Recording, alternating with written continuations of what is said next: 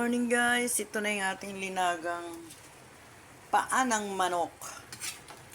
Iba naman ang ating niluto guys kasi medyo nagsawa na doon sa pinagluluto natin na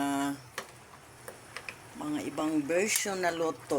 Ito naman siya ay bumalik muna tayo sa dati kasi medyo na-miss na itong ulam na ito. Yung iba nasa ilalim guys, madodorog lang kasi pag kinuha ko. Yan. Nilagyan ko siya ng 3 cubes na chicken cubes, guys. At pamintang buo. Mais. Kompleto siya. Pero hindi ko na nilagyan ng patatas, guys, at saka carrots kasi ito na yung pinaka sa kanya, mais. Linagang mais na paa ng manok. Paluto na siya guys. Oras na naman ang kainan. At tayo'y maghahain na naman tayo ulit. Ayan siya guys.